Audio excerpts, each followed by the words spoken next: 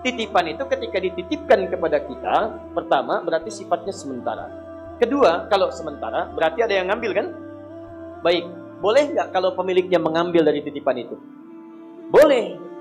Baik, boleh nggak kalau saat diambil kita mempertahankannya? Tidak. Boleh nggak saat diambil kita marah-marah? Aneh. Aneh.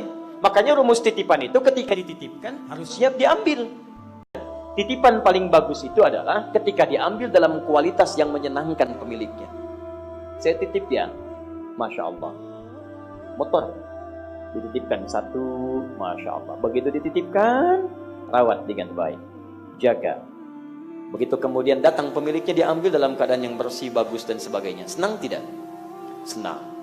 Dititipkan, dibiarkan begitu saja. Bahkan ada yang penyok, spion hilang. Masya Allah. Dengan macam-macam. Antum datang mau mengambil, keadaan tidak menyenangkan. Bagaimana perasaan antum? Marah. Sekarang pertanyaan saya, mohon maaf, bagaimana Anda menyikapi titipan Allah? Dan yang paling berbahaya adalah ketika seseorang merasa titipan itu bagian dari kepemilikannya, maka itu akan berdampak pada ketidaktenangan dalam kehidupannya. Orang yang merasa memiliki tidak siap ketika diambil oleh pemiliknya. Contoh, seorang sahabat, ini kisah nyata, akan berjuang, anaknya sakit. Hebat sekali manhaj ini. Kemudian ketika akan berangkat berjihad, ia ragu karena ingin merawat anak. Kata istrinya, papa berjihad. Dalam bacaan kita sekarang, papa berjihad, biarkan mama yang merawat anak kita. Berangkatlah suaminya. Singkat kata, ketika dia berjihad, anaknya meninggal. Perhatikan Bu, bagaimana baktinya seorang istri yang salihah memberikan ketenangan dalam jiwa suaminya. Ketika pulang, dalam perjuangan usai itu, yang ditanya pertama kali pada istrinya adalah, bagaimana anak kita datang? Kata istrinya, papa kan baru datang.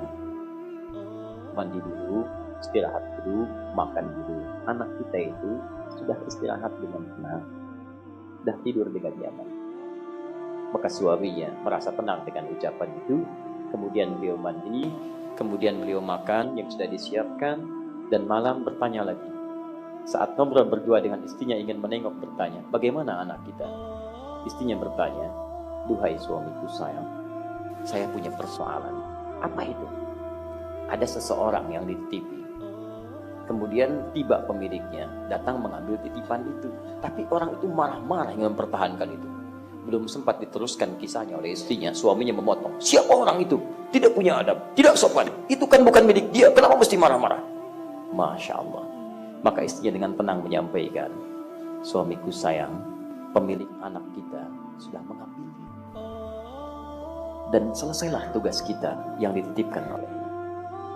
Maka seketika itulah diam suaminya, mengalir air matanya, dan mohon kebaikan kepada Allah Subhanahu wa Ta'ala atas memeluk istrinya dan menguatkan pasangan hidupnya itu. Lihat baik-baik teman-teman sekalian.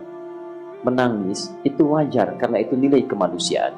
Tapi jika setiap orang sadar bahwa semua apa yang hadir di hadapannya titipan, mudah bagi dia untuk melepaskannya saat tugasnya sudah usai. Di manhaj pertama, antum mesti memahami semua titipan yang ada pada diri kita cuma sementara. Kalau seperti itu ringan hidup kita. Nyaman teman-teman. Masya Allah. Dan hebatnya, bedanya Allah dengan manusia. Antum kalau dititipkan, dikembalikan titipan dalam keadaan baik. Apa respon orang yang menitipkan? Saya nitip handphone nih. Begitu dirawat dengan baik, diambil, bagus handphonenya, bersih. Bagaimana kemudian respon saya kepada yang menitipkan tadi? Terima kasih. Mengucapkan aja terima kasih. Terima kasih. Allah tidak.